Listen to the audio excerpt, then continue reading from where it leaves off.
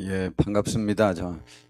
이 말씀을 지난주에 제가 말씀을 전하려고 본문을 선택해 놓았었는데, 지난주에 제가 코로나에 확진되어서 제가 말씀을 전하지 못함으로 인해서 한 주 이렇게 밀려졌습니다. 그런데 이번 주 토요일이 또 성탄절이고 또 예수님에 관하여 잘 말씀을 드릴 수 있는 이 본문을 제가 사실은 선택하긴 했던 거거든요. 그래서 성탄절이 낀 그 주간에 말씀을 전하게 된 것도 굉장히 감사한 것 같아요. 그리고 제가 코로나라는 병에 걸릴 줄 모르고 또 이걸 준비했다가 그걸 또 걸리고 또 그러한 경험도 한 상태에서 또 말씀을 전하게 된 것도 또 하나님의 은혜인 것 같습니다. 이제 저에게 왔었던 코로나는 그렇게 큰 증상이 많이 없었습니다. 물론 감기보다 조금 심하지 않은 그 시간을 좀 지냈는데 좀 독특한 것들이 있긴 했었죠. 자, 그러나 지금 코로나로 인하여 또 고생하는 분들도 사실은 많이 있더라고요. 예, 그리고 본인이 코로나 걸린 것에 관해서 또 전부 쉬쉬하는 그러한 상황이었습니다. 그래서 제가 저의 경험담을 제가 아는 목사님들의 단체 카톡방이나 밴드 이런 데에 전부 올렸습니다. 약 300명씩 있는 두 군데, 또 뭐 100여 명씩 있는 곳 여러 군데를 전부 제가 올렸어요. 제 경험담을.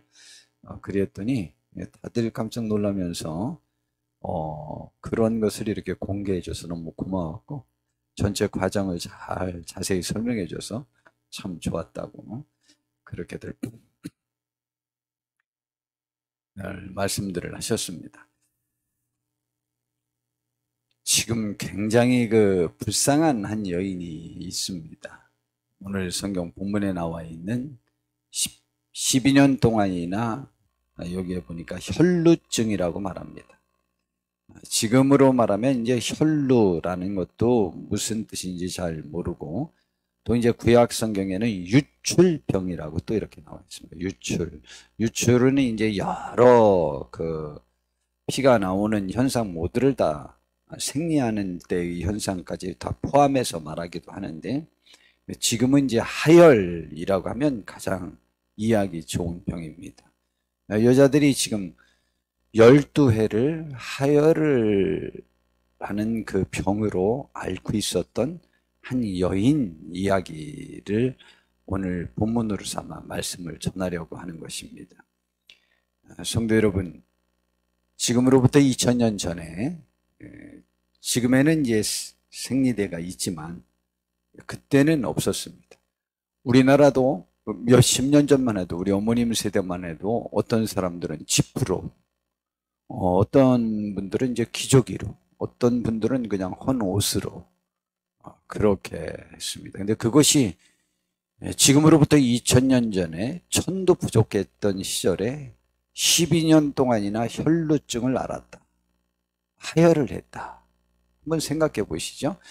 그리고 지금 여기 그러한 그 여인이라고 했으니까 나이가 몇 살인지는 모르지만 30살 전후였을 것입니다. 네, 오랫동안 혈루증으로 하혈이 되는 그런 병으로 고생을 했던 그 여인 이야기를 다루고 있습니다. 그런데 이 여인 이야기를 다루기 전에 바로 직전에 예수님의 소문이 더 퍼져나가는 사건이 있었는데 우리가 잘 아는 거라사의 광인, 무덤가에 있었던 군대 귀신 들렸었던 그 귀신 들린 사람을 고친 사건이 지역에 전부 퍼졌습니다. 그 소식을 12회 이 혈루증을 앓고 있었던 여인도 들은 거예요. 그래서 그에게 그 절망적이었던 그가 지금 소망이 생긴 것이죠.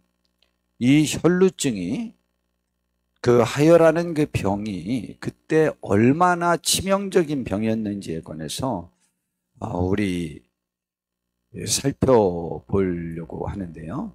구약 성경에 이 유출병, 이 유출병에 관해서 이렇게 나와 있습니다. 레위기 15장 2절부터 보니까 해열할 때 그 여인이 당하는 그 어려움을 지금 말하는 거예요. 이스라엘 자손에게 말하여 이르라. 누구든지 그의 몸에 유출병이 있으면, 해열하는 병을 말하는 거예요. 그 유출병으로 말미암아 부정한 자라. 부정하다. 부정하다라고 하는 것은 더럽다. 또 부정한 사람과 접촉하는 사람과 모든 물건이 다 부정을 타요. 그렇기 때문에 가까이 할 수 없고 공공의 모임에 나갈 수가 없습니다. 그리고 그와 접촉하면 다 똑같이 문제가 있는 것으로 봅니다. 물론 전염병으로 인하여 옮겨지는 것을 막기 위한 방편이기도 하지만 이스라엘 백성들은 여자가 이렇게 하혈을 하면 그것은 하나님께로부터 어떤 죄로 인하여 벌을 받아서 그 병이 생겼다라고 생각하는 인식이 많기 때문에 그 병에 걸린 사람도 그 의식을 갖게 되고 그를 바라보는 다른 사람도 똑같은 관점으로 바라보는 거예요. 그래서 부정한 자다. 그래서 그의 유출병으로 말미암아 부정함이 이러하니 곧 그의 몸에서 흘러나오든지 그의 몸에서 흘러나오는 것이 맡겼든지 다 부정해요. 하혈이 돼도 부정하고 하여야 될 사람이 하혈을 못하는 것도 부정해요. 그래서 유출병이 있는 자가 눕는 침상은 다 부정하고 그가 앉아있던 자리도 부정해요. 그곳에도 누구든 접촉이 되면 안 돼요. 또 6절에 보니까 5절까지밖에 안 돼 있어. 4절까지? 내가 4절까지 읽었다고?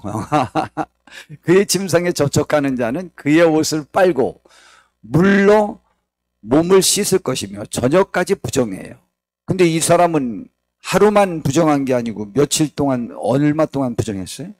12년 동안.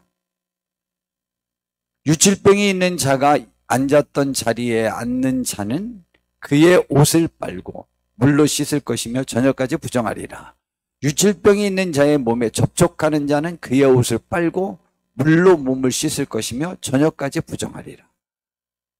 접촉만 해도 그 사람도, 유출병이 있는 자가 정한 자에게 침을 뱉으면 정한 자는 그의 옷을 빨고 물로 몸을 씻을 것이며 저녁까지 부정하리라. 또 유출병이 있는 자가 탔던 안장은 다 부정하며 말을 타도 나귀를 타도 뭘 타도 그 탄 모든 기구도 다 부정해요. 그의 몸 아래에 닿았던 것에 접촉한 자는 다 저녁까지 부정하며 그런 것을 옮기는 자는 그의 옷을 빨고 물로 몸을 씻을 것이며 저녁까지 부정하리라. 또 유출병이 있는 자가 물로 그의 손을 씻지 아니하고 아무든지 만지면 그 자는 그의 옷을 빨고 물로 몸을 씻을 것이며 저녁까지 부정하리라.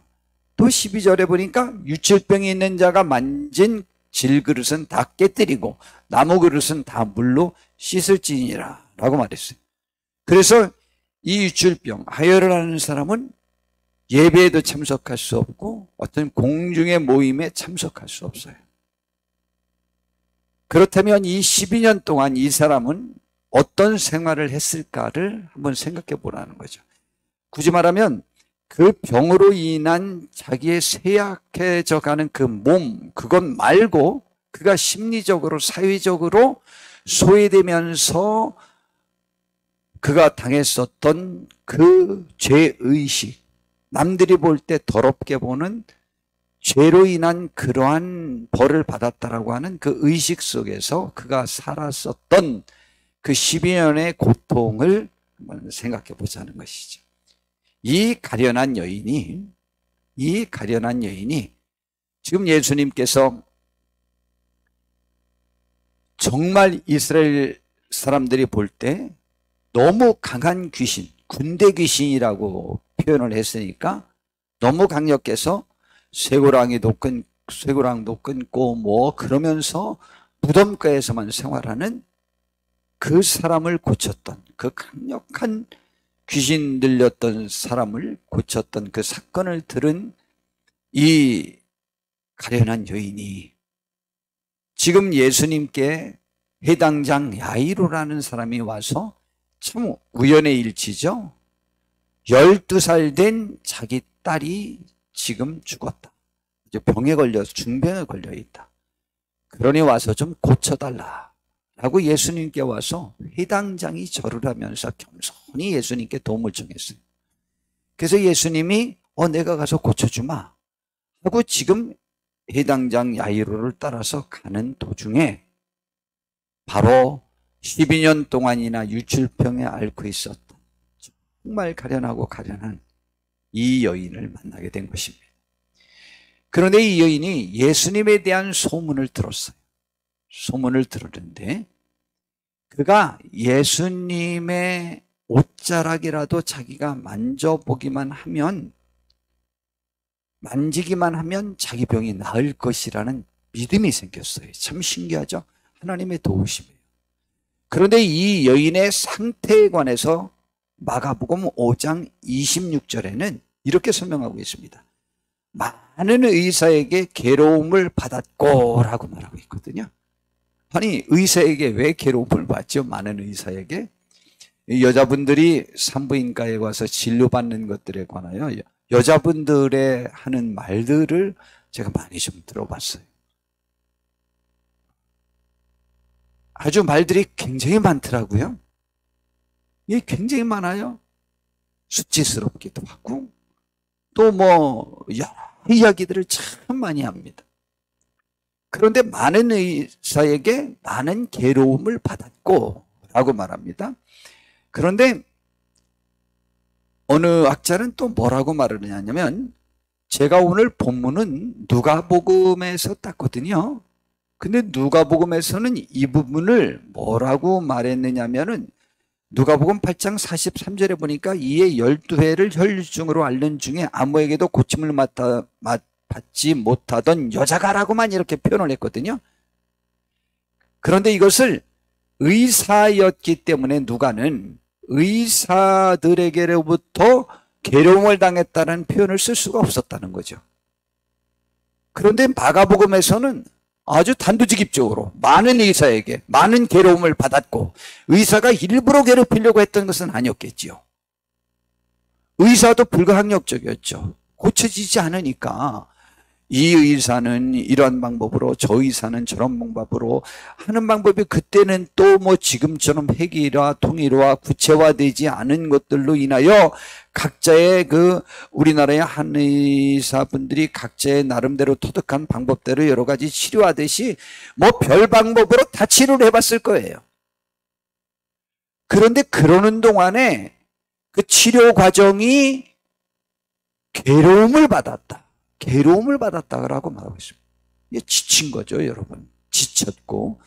우리 강현수 권사님도, 강현수 권사님이 아픈 건 조경희 권사님 얘기 들어봤더니 팔이 아팠다나 어깨가 아팠다나 하여튼 어디 아팠었죠, 왜. 그래서 저는 그냥 한의원 난 3번 갔다는 줄 알았더니 어느 정도 그게 아팠는지 잠자는 동안에도 그 침이 꽂혀 있고 그로 인해서 아파서 소스라쳤던 그거지, 잠자는 동안에도 자꾸 기억이 나가고 깜짝깜짝 놀랄 만큼 그렇게 아팠대요. 전 주사공포증, 침공포증이 있는데 침은 제가 딱 한 번 맞아보고 더 이상은 한 번도 지금까지 안 맞거든요. 침 그것만 봐도 좀 벌벌벌벌 떨려요. 벌써 경직되거든요. 그런데 우리 양승은 목사님 수술 그렇게 여러 번 받으면서 고통당했던 얘기 들었을 때, 이야, 사람이 그렇게 고통을 당할 수도 있구나. 우리 그렇게 생각하고 마음이 아프고 저리고 그랬잖아요. 근데 그건 또 12년 동안이나 여인병으로, 부인병으로 그렇게 여러 의사에게 그렇게 괴로움을 받았습니다. 그랬는데 가진 것도 다 허비하였을 때, 저 가진 것을 다 허비하였다라는 표현을 보고 또 역시 학자들이 뭐라고 보느냐면, 저 여인은 굉장히 그때 부유한 집안의 여인이었을 거라는 거죠. 왜냐하면 그때 이렇게 하혈하는 유출병에 걸렸던 사람이 그 병을 치유하러 의사를 찾아가는 시대가 아니라는 거예요. 그때는 부정탄 것인데 무슨 의사를 찾아가냐고. 남의 접촉을 할 수도 없는 그러한 사람인데 어떻게 의사를 찾아가냐고. 근데 의사를 찾아갔고 그 돈을 다 허비했다는 것으로 봐서 굉장한 부자였을 거라는 것이죠. 굉장한 부자였는데 12년 동안이나 치료하느냐고 그 많은 돈까지도 다 허비했어요. 그런데 지금 상황은 아무 효험도 없고 효험이 없을 뿐더러 상태는, 지금의 몸의 상태는 12년 전과 비교해서 어떻게 됐느냐? 더 중하여졌던 차에 그때 예수님이 야이로의 딸 12살 된 딸을 고쳐로 주로 가는 도중에 12년 동안 똑같은 12년을 그 질병에 시달렸던, 혈루증으로 시달렸던 그 여인이 예수님을 만나고 싶어서 온 거예요. 이때 그 여인의 고통을 한번 생각해 보자고요. 일단은 수많은 괴로움을, 그 육체적인 괴로움, 그리고 의사에게 몸을 내보이면서 치유받는 과정에서의 수치와 부러움, 그리고 재산을 더 허비했고 지금은 더 악화되었고 사회적으로는 소외된, 하나님께로부터 벌받은 여인이라는 그 정죄의 굴레 속에서 혼자 눈물 짓고 있었던 그 여인이었어요. 그런 가련한 여인이 예수님의 소문을 들었어요. 그리고 희망이 생겼습니다. 그래서 용기를 갖고 예수님에게 나서기로 작정한 거예요.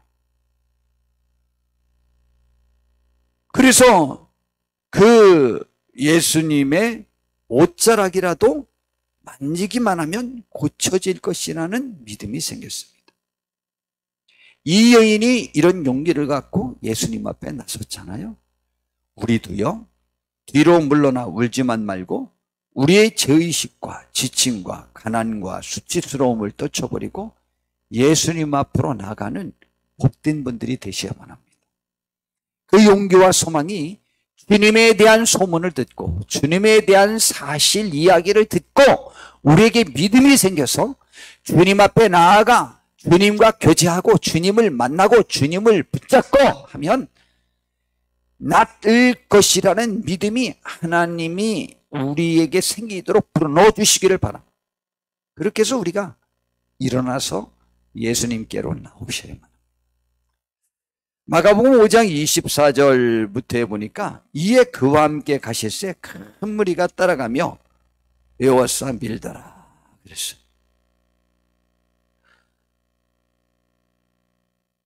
그러면서 12회를 혈루증으로 알아온 한 여자가 있어. 지금 사람들이 굉장히 많이 모인 틈에 몰래 끼어들었다는 얘기를 지금 하는 중이에요. 그리고 예수님을 서로 밀치고 막 그러고 있는 상황이었어요. 근데 12회를 혈루증으로 알아온 여자가 그 중에 꼈어요. 그리고 여러 해 동안 이렇게 고통을 당했었고 지금 심한 병에 시달리고 있었다는 얘기를 하죠. 예수의 숨을 듣고 무리 가운데 끼어 뒤로 와서 그의 옷에 손을 댔습니다. 저는 왜 뒤로 갔을까라고 했을 때 아마 사람들을 해치고 예수님의 앞에 서가지고 용기 있게 나를 고쳐달라고 한다든가 그냥 달려들어서 예수님을 붙잡거나 안거나 할 수 있는 그러한 용기까지는 없었을 것 같아요. 12년 동안이나 자기는 구석에서 울고만 있었고 남을 피해 다녀야만 하는 그러한 죄가 아니었는데 죄의식의 굴레에서 소외됨을 가지면서 12년 동안 살았기 때문에 선뜻 나설 용기는 없었을 거라고 저는 생각합니다. 그렇기 때문에 뒤로 몰래 간 거예요. 뒤로 몰래 가서 예수님의 옷에 손을 댔습니다. 그때 이스라엘 백성들의 옷은 사각천을 이 머리가 들어가는 곳 가운데 구멍을 뚫고 큰 사각형의 천을 이렇게 둘렀다는 거죠. 두르고 네 귀퉁이에는 그 하나님의 말씀을 잊지 않기 위한 한 방편으로 술이 뭔지 알죠? 이렇게 왜 너플너플한 실 같은 거 이렇게 달아놓고 한 그 술을 전부 달아놓은 거예요. 근데 이제 예수님이 그 제사장들을 비난하고 위선적이라고 하실 때에 그 술을 많이 달아놓으면 더 권위적이고 하나님의 말씀을 더 잘 지키는 사람이 양 해서 위선적으로 그것을 이제 많이 달고 다녀서 예수님이 또 책망도 하셨죠. 그런데 그 여인이 잡은 곳은 아마 그 술이었을 가능성이 많다. 그래서 그 옷술을 손을 댔어요. 이야. 근데 왜 예수님의 옷을 그가 옷에 손을 댔는지 알아요? 그것은요, 마가복음 9장 21절에 보니까 이는 제 마음에 그 겉옷만 만져도 구원을 받겠답니다. 이 구원은 총체적인 것이죠. 자기의 현재 그 비참한 삶의 현상에서 벗어날 수 있을 것이라고 생각하고 있었는데 그 병은 다른 병이 아닌 그 유출병, 이 혈루증으로 인해서 그 혈루증이 그쳐지면 그것으로 인하여 자기에게 밀려온 여러 가지 불행한 그 삶의 현상 속에서 벗어날 것이라고 생각해서 그가 잡은 것이죠. 그래서 그가 그렇게 겉옷만 만져도 구원을 받겠다고 생각해서 와서 이렇게 손을 댔던 것입니다. 그 가련하고 불쌍한 이 여인은 마지막 희망으로 용기를 갖고 믿음으로 예수님의 옷깃을 뒤로 가서 만졌던 것입니다. 제가 보니까 여기 마태복음 9장 21절이라고 했죠. 네. 그렇게 그 믿음을 갖고 잡은 거죠. 근데 이 믿음은 어떻게 해서 생겼는지 알아요? 예수님에 대한 소문을 듣고 난 다음에 생긴 겁니다. 그런데 어떤 사람은 예수님에 대한 소문을 듣고도 예수님을 조롱하고 믿지 않는 사람도 있지만 이 여인처럼 믿음으로 와 닿은 사람도 있거든요. 그러니까 우리는 예수님을 우리 힘이 전할 수 있는 축복이 있기를 정말 바랍니다. 그래서 이 소문을 듣고는 나온 거예요. 그런데 누가복음 8장 44절에 보니까 예수님의 옷깃을 믿음으로 만지자마자 즉시 그 병이 완전히 나아서 그쳤다고 말했습니다. 그의 옷가에 손을 대는 순간 혈루증이 그 즉시로 그쳤어요. 성도 여러분, 우리 지금 내가 하혈이 되고 있는데 하혈이 시작할 때 여자분들 지금 시작하나 보다 많이 느끼시죠? 우리 교회에서도 보면 이렇게 아이고, 사모님도 보니까 아이고 나오나 봐 그러거든요. 예, 나오는 걸 알아요. 근데 그치면 그쳤구나 그것도 알 수 있잖아요. 근데 이 여인이 지금 하혈되는 상태에서 예수님의 옷자락을 만졌는데 갑자기 그때부터 멈추는 것을 본인이 느낀 거예요. 그래서 알은 거예요. 그쳤구나. 그친 걸 알은 거예요. 너무 기뻤지만 몰래 가서 만졌고 죄의식에 사로잡혀 있었던 그 여인은 기쁘지만 지금 두려워 떨고 있는 상태가 되었어요. 그런데 예수님께서는 그냥 지나가지 않으셨어요. 누가복음 8장 45절부터 해보니까 이 부분을 아주 분명히 하고 있어요. 예수님께서 말씀하셨어요. 내게 손을 댄 자가 누구냐? 하고 물어보셨어요. 그게 다 아니라고 말하는 거예요. 특별히 베드로가 나서서 말을 했습니다. 선생님, 주님이요. 지금 무리가 밀고 있는 상태입니다. 예수님에게 누가 고의적으로 손을 댔겠습니까? 많은 사람들이 지금 서로 밀고 그러다가 닿을 것입니다. 다른 성경에도 이 부분을 아주 여러 사람들이 나서서 예수님에게 의아하다. 아니 이 상태에서 예수님이 뭘 그렇게 예민하시게. 좀 어쩌다 충분히 닮아난 상황이지. 그걸 가지고 이렇게 꼭 물어보시고 막 그냥 정색을 하시면서 누가 나를 만졌냐? 라고 이렇게 물어보시냐? 누가 됐냐? 라고 왜 물어보시나? 이렇게 전부 의아해 있었던 것입니다. 그러자 예수님께서 더 분명하게 말씀하십니다. 내게 손을 댄 자가 분명히 있다. 왜냐하면 나에게서 능력이 나간 줄 나는 안다. 그렇기 때문에 분명히 된 사람이 있다. 예수님에게서 능력이 나가서 능력이 100개만큼 있었는데 지금 10개만큼이 소진되는 결과가 나에게서 있었다. 굳이 말하면 대가를 내든가 사과를 하든가 뭔가를 해야 되지 않냐 뭐 이런 식의 접근이 아닙니다. 예수님의 능력은 무한대인데 무한대의 능력이 지금 행사된 것을 아셨단 말이에요. 예수님이 몰라서 물어보셨겠어요 지금? 아니 예수님이 지금 누가 고침받았는지 모르셨을까요? 그리고 예수님이 오늘 이 가는 과정에 이 사건이 있을 것이라고 모르셨을까요? 예수님은요 너무 많은 것들을 계획적으로 행하시는 분인데 다 아시는 분인데 이것은요 이 여인을 위해서 하신 거예요. 이 여인을 위해서. 그 여인은 몰래 뒤로 가서 자기가 12년 동안에 그렇게 소외됐던 그 위축감 때문에 감히 나설 수도 없고 지금 이 행위가 옳은 건지 옳지 않은 건지도 모르는 그러한 죄의식에 사로잡혀 있었다. 자기 저주에 빠져 있었다. 그 굴레에서 벗어나지 못했던 이 여인을 위해서 예수님께서 큰 소리로 더 공개적으로 지금 하시고 있는 중이에요. 나에게서 능력이 나간 걸 내가 알고 있다. 그러니 분명히 의도적으로 누가 나를 만졌다 이 말이에요.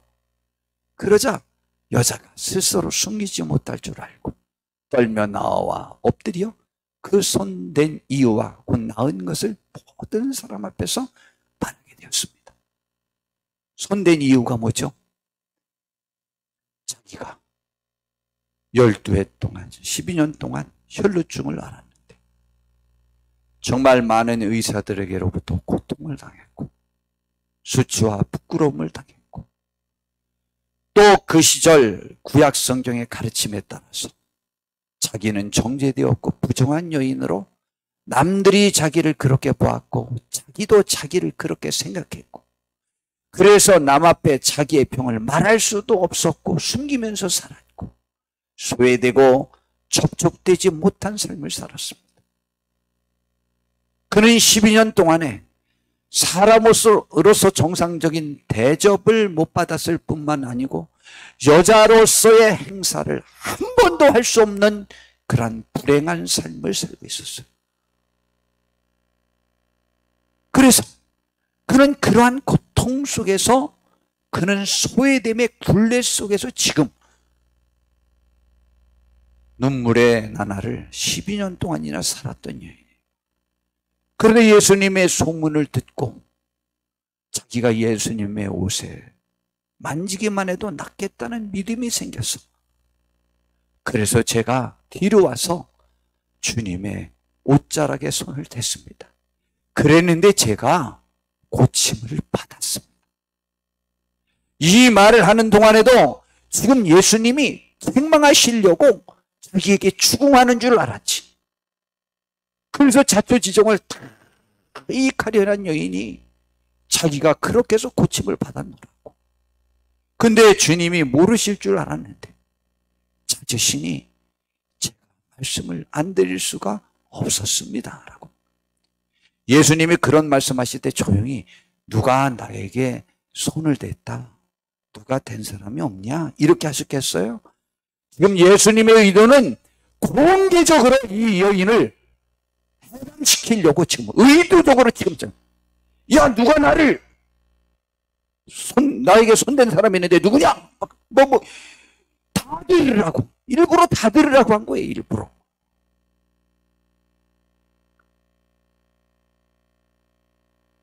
이 부분에 관해서 호크마라는 주석과 톰슨 주석과 다른 주석에서 예수님께서 왜 굳이 저렇게 자꾸 추궁하시고 그걸 밝히 드러내고 남 앞에서 그 얘기를 왜 자꾸 할까? 라고 할 때 이렇게 생각하고 있습니다. 첫 번째, 여인이 병이 나았음을 사람들 앞에 드러내어 증거하기 위함이다.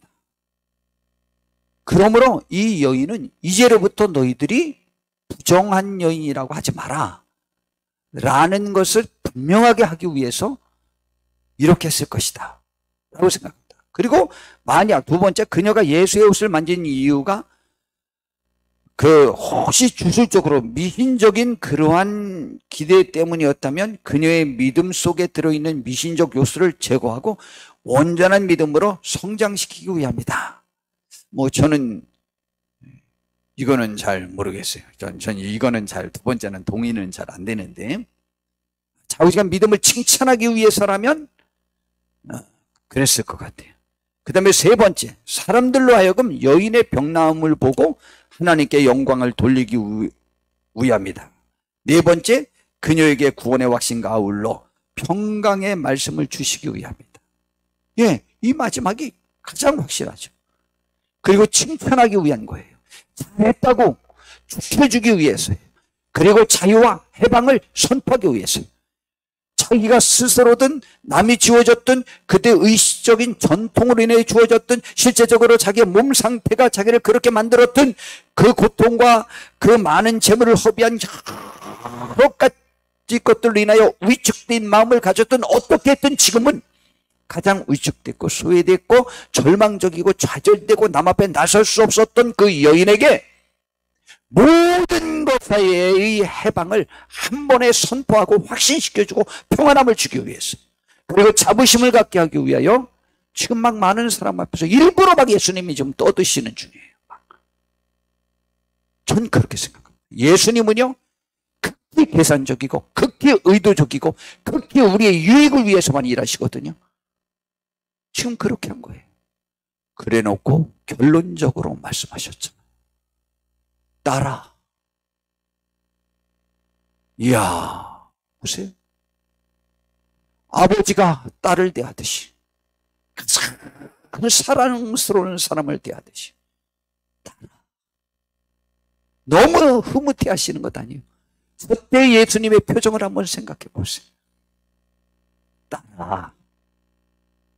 내 믿음이 너를 구원했다. 지금 조금 전에는 막 기세등등하게 누가 나에게 손을 댔냐고 막 그거에서 모든 사람들의 이목을 주목시키시더니 결론은 잘했다. 하나님이 너에게 복 주신 거다.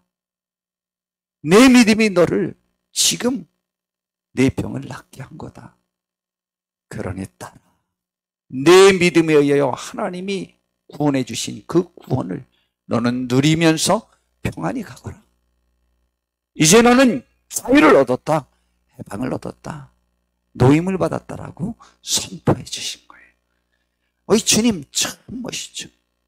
우리는 막 떠버릴 때 보면 남이 잘못했고 저도 제가 잘난 건 얘기할 때는 막 떠버리잖아요. 근데 제가 잘못했고 남이 잘한 것 있을 때는 막 그렇게 떠버리진 않잖아요. 인정은 하지만 예수님은요 철저하게 하나님께 영광, 그 영광을 돌리게 한 그 대상에게도 역시 큰 축복과 자유함과 행사할 수 있는 기회들을 허락해 주시는 거죠. 그래서 막 다른 사람 앞에 다 떠들썩하게 이렇게 한 것입니다. 니고데모 복음서라는 것이 있답니다. 위경이라는 것 혹시 들어보셨어요? 성경에 들으려다가 탈락한 것들입니다. 그런데 니고데모라고 하는 사람의 복음서에 보니까 이 여인이 누구냐? 예수님이 십자가를 지고 갈보리 언덕으로 올라가실 때 힘들게 땀을 흘릴 때 손수건을 갖고 와서 예수님의 얼굴에 땀을 씻겨준 여인이 바로 이 12해 동안 혈루증을 앓아서 고통을 당하던, 이때 고침을 받았던 이 여인이고, 이름은 베로니카라는 거예요. 아마 실제 베로니카라고 하는 이름의 여인일 가능성도 있는 거죠. 무슨 말씀인지 알죠? 야사에 나오지만, 굳이 말하면 외경은 우리나라 삼국사기와 삼국유사가 있는데, 삼국사기는 정사거든요. 정사. 그건 사실만 그냥 무뚝뚝하게 기록한 거예요. 구약 성경으로 보면 역대기. 근데 열왕기사에는 이야기체로 막 재밌는 예화들이 많잖아요. 사실이지만 약간 야사식으로. 삼국유사가 야사가 많거든요. 그 삼국유사에서 뭐 곰이랑 호랑이랑 뭐 쑥 먹고 마늘 먹고 하는 얘기가 다 삼국유사에 나오는 얘기예요. 뭐 알에서 태어나고 뭐 이런 것들이 다 그런 야사 비슷하지만, 그래 야사라고 해도 괜찮고 실제 인물 베로니카라고 해도 괜찮습니다. 그냥 저도 오늘 정수하면서 이 베로니카라고 하는 12의 혈루증을 앓고 있었던 그 여인이 예수님으로 인하여 고침받은 그 사실이 너무 감격스럽고, 자기의 인생의 굴레에서, 그 수치스러움에서, 소외됨에서, 저주스러움에서, 죄책감에서 벗어나게 하고, 몸의 실제적인 아픔과 더 이상 이제 돈이 나가게 되지 않게 되고, 이제 완전히 건강을 회복해서 사람의 구실, 여자의 구실을 이제 할 수 있는 상황에서 예수님의 땀을, 남들이 침을 받고 욕을 하고 조롱하는 그 예수님,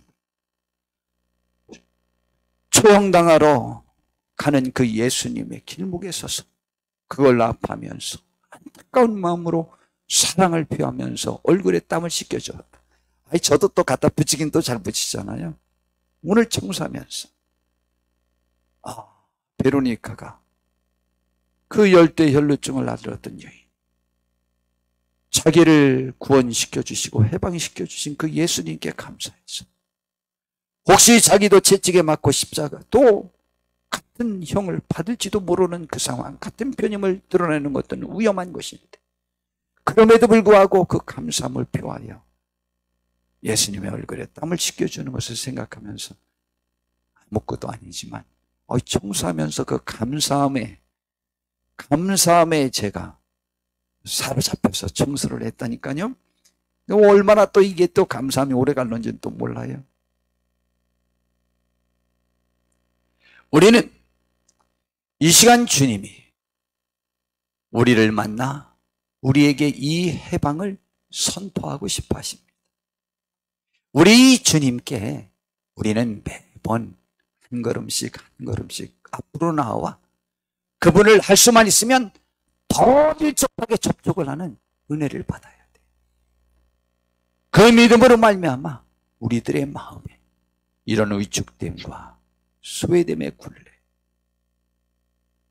죄책감, 저주스러움, 그리고 그 현상이 지금 자기의 삶과 자기 가족의 삶을 지금 파괴해가고 있는 이 삶 속에서 주님 만나 한 번에 그곳에서 완전히 구원받아 평안해졌듯이 우리도 이 주님 앞에 나아오셔야만 합니다. 우리 찬양을 하나 들어보려고 합니다.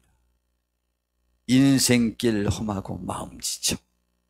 우리 조영규 목사님 작사인 곡인데, 김성현 목사님이 곡을 줬는 줄 알았더니 지금 복음성가에 보니까 뭐 노래와 작곡가 막 다르게 또 나와 있긴 하더라고요. 근데 여하튼 조영규 목사님이 먼저 작사했던 것입니다.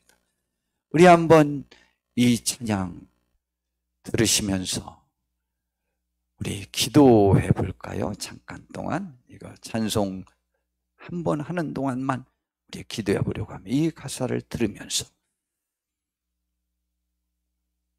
우리 함께 기도하겠습니다. 하나님, 오늘 이 시간 우리가 주님 앞에 이렇게 모였습니다. 주님 도와주시옵소서. 주님 도와주시옵소서.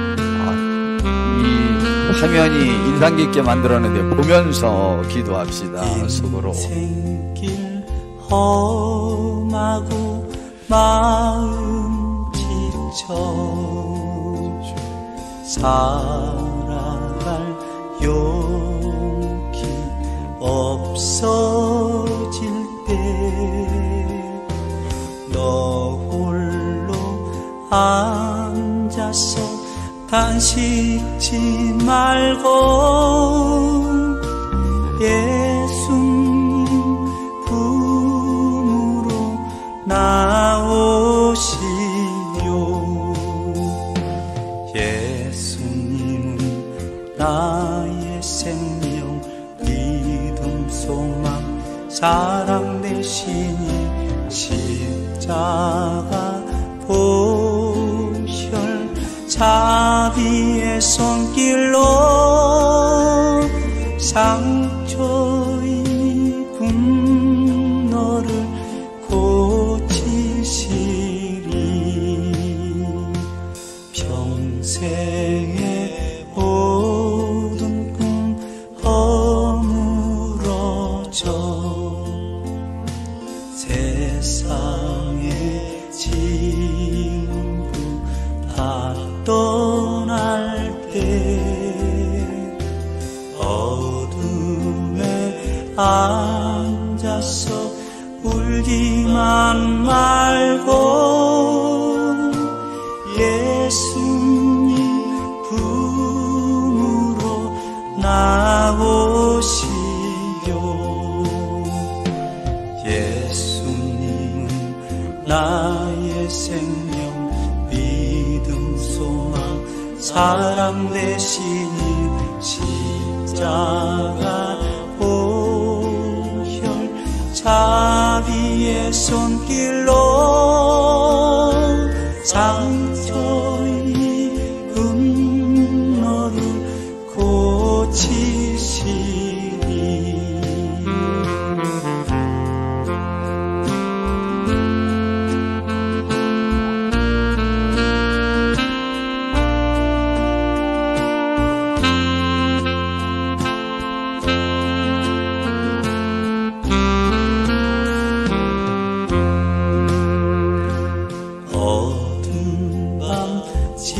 지나면 새날 오고 겨울이 가면 봄이 오듯 이 세상 슬픔이 지나고 나면 광명한 새날이 다가오네. 예수님은 나의 생명 믿음 소망 사랑 되시니 십자가 보혈 자비의 손길로 상처 입은 너를 고치시리.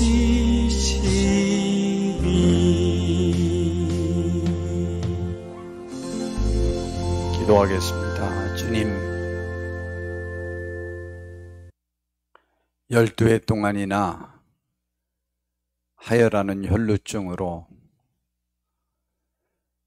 그것을 고치려고 노력하다가 많은 의사들로 하여금 수치와 고통과 괴로움을 당했고 그동안에 그 많던 재산도 다 허비했고 그럼에도 불구하고 현재의 병세는 더 악화되었던 가련한 여인이 예수님을 만났습니다. 하혈하는 유출병은 부정탄 것이라는 사회적 인식 속에서 그 저주스러운 죄의식과 소외됨의 굴레 속에서 고통당했던 이 여인, 스스로의 삶을 절망적으로 포기해야만 했던 이 가련한 여인이 예수님에 대한 소문을 듣고 예수님의 옷자락이라도 만지면 나을 것이라는 믿음으로 예수님의 뒤로 가서 예수님의 옷자락을 만지고 고침받았습니다. 몰래 왔던 이 여인을 예수님은 모든 사람 앞에 공개하고 그에게 구원과 자유와 평화를 허락하셨습니다. 주여, 가련한 우리 인생에게도 주님이 함께 주셔서 우리의 지난 과거의 저주스러운 굴레 속에서 오늘 이 시간 주님의 말씀으로, 주님과의 접촉으로 고침받고 나음받고 구원받고 평화를 누릴 수 있는, 자유와 해방을 누리는 귀한 우리 모두가 다 되게 하옵소서. 주님의 손길이 우리를 붙잡아 주셔서 승리하게 해주시고 복되게 해주시옵기만을 원하오며 우리 주 예수님의 이름으로 기도드려 싸움나이다.